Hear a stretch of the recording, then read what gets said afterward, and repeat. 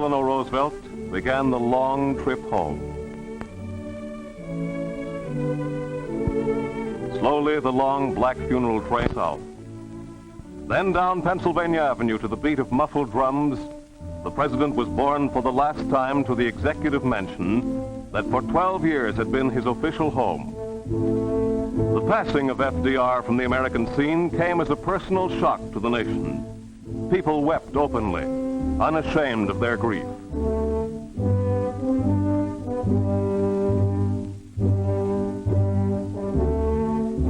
Drawn by 6 white horses, the flag-draped caisson was brought to the main entrance of the White House, carried into the great East Room where 80 years before, almost to the day, the body of Abraham Lincoln also had laid in state. At Hyde Park, his ancestral home in Dutchess County, New York, the guns of West Point cadets rang down the final curtain on the man of destiny known round the world as FDR.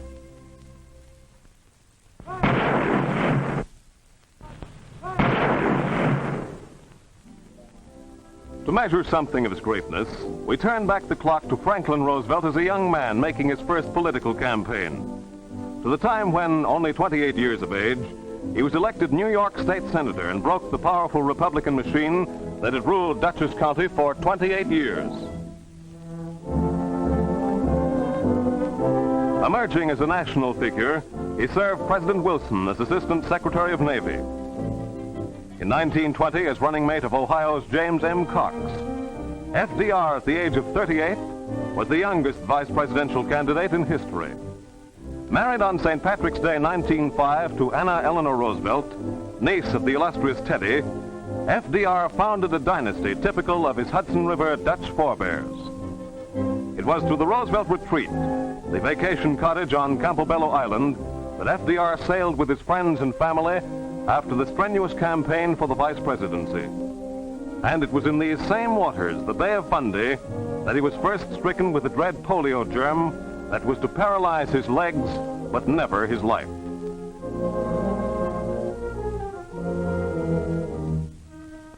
Called in 1928 to the state capitol in Albany, Franklin Roosevelt was elected governor of New York. With Al Smith, his old friend, the happy warrior, at his side, he threw himself into the fight for better government, became the champion of the common man, was widely talked of as next Democratic candidate for the presidency of the United States.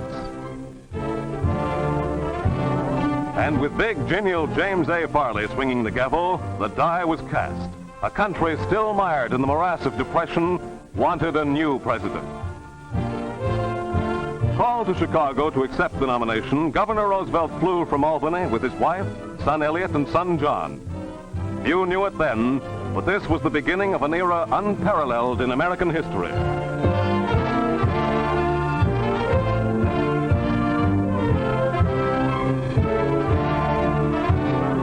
FDR's appearance in Chicago Stadium was the beginning of a series of spectacular personal triumphs. Swept into office by the greatest landslide in history, his first words were fearless, prophetic. I am prepared, under my constitutional duty, to recommend the measures that a stricken nation in the midst of a stricken world may require. These measures, or such other measures, as the Congress may build out of its experience and wisdom, I shall seek within my constitutional authority to bring to speedy adoption. But in the event that the Congress shall fail to take one of these two courses, in the event that the national emergency is still critical, I shall not evade the clear course of duty that will then confront me.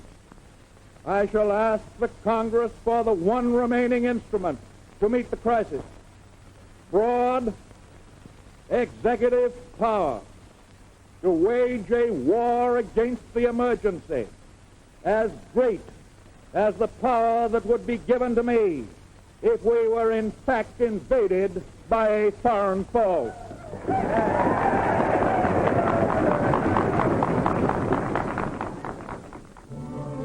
FDR's first term was marked by an ominous period of world unrest.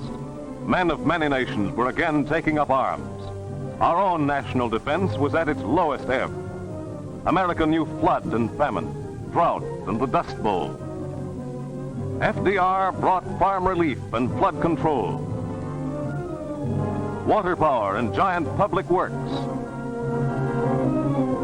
Social Security was born. Old age insurance became a new responsibility of government. The price of gold was fixed. The American dollar became the soundest in the world. The forgotten man was remembered. The country hailed its leader as a pathfinder. The initials FDR began to stand for progress, for national security.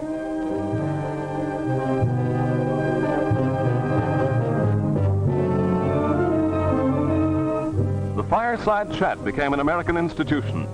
With Steve Early, Marvin McIntyre, the White House secretarial staff helped in the preparation of his radio reports to the nation. The president's talks were masterpieces of simplicity and directness. Ladies and gentlemen, the President of the United States. My friends, the American public... And with that now familiar salutation, he brought his messages straight to the firesides of the people. He talked with them in their homes about the vital issues of the day. Roosevelt never gave up hope in his battle against infantile paralysis. In the healing waters of Warm Springs, in the White House pool, swimming was his one relaxation, his only exercise.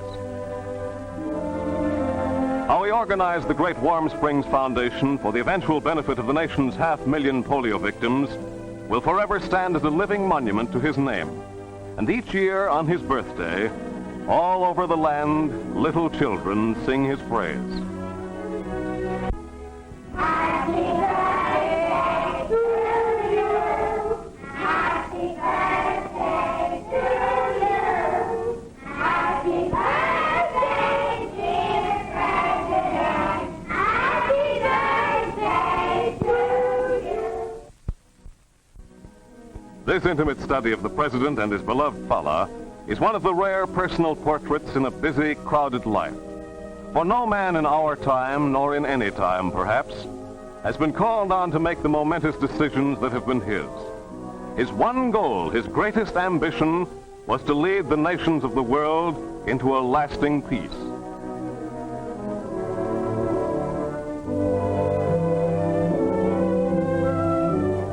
Royalty from many nations, the King and Queen of England, have been guests in his home. With the world's most powerful rulers, he commanded supreme respect. With a keen grasp of international affairs, he foresaw by many years the trend of the world's march. In 1936, speaking at Chautauqua, New York, he gave the nation words that have been quoted again and again. I've always thought that peace, like charity, begins at home.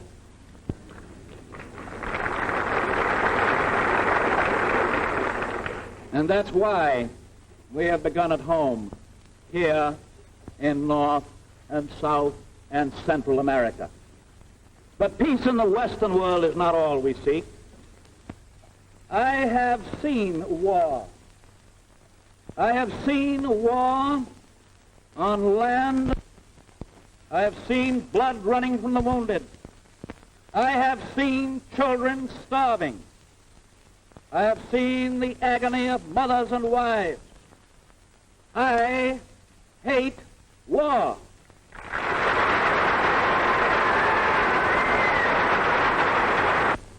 1940 found the nation facing war. Voters took the third-term issue squarely to the polls. Could the magic power of FDR shatter all precedent? The voice of the people was heard. The results are now conclusive. Roosevelt wins. The nation was jubilant. FDR had done it again. And at Hyde Park, Squire Roosevelt and his family received the well wishes of their neighbors.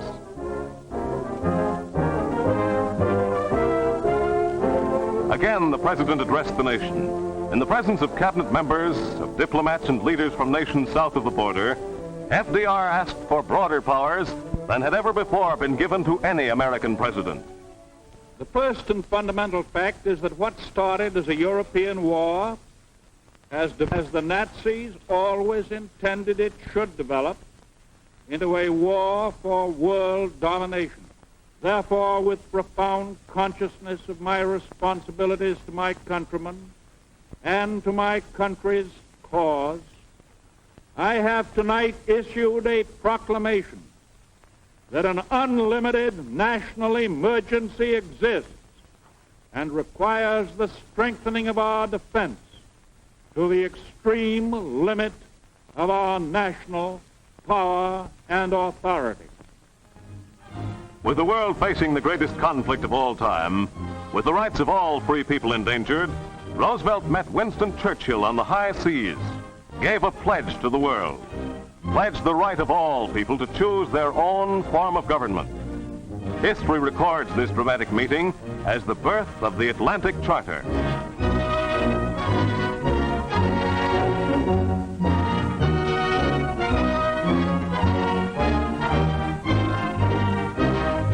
December 7th, 1941, a day of infamy that was burned into the pages of American history.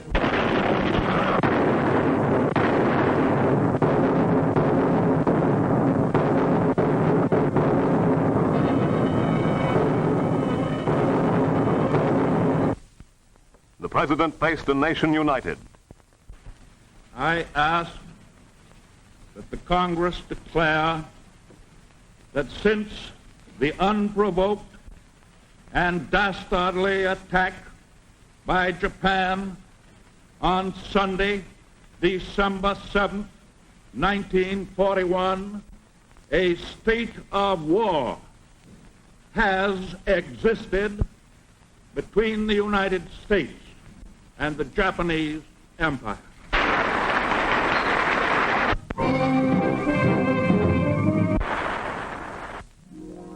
In 1942, FDR startled the world by meeting Churchill, de Gaulle, and Giraud in Casablanca, gave the Axis two words: unconditional surrender.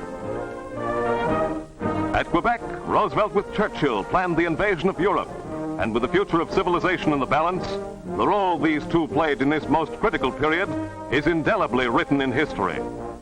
At Cairo, for conferences with Chiang Kai-shek, FDR wrote a new chapter in international relations, gave assurance to the people of China of unstinted Allied aid in their war against Japan, was the guiding hand in bringing together the many conflicting forces of East and West.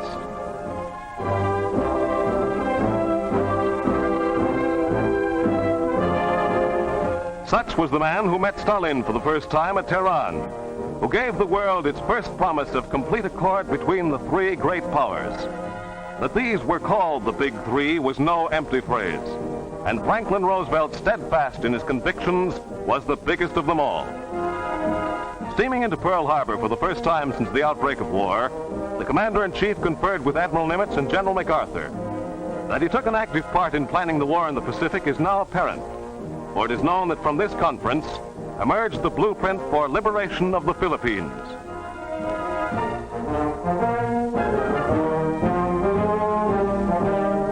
FDR began his fourth term in office firm in his belief that men are capable of their own government, that no king, no tyrant, no dictator can govern them as wisely as they can govern themselves.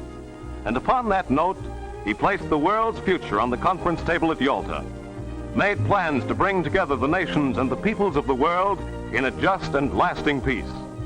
History has recorded that first step as the San Francisco Conference. In this, his last report to Congress and the American people, is to be found the text of his life. In the last words of a man grown tired in public service, is a heritage for all men everywhere.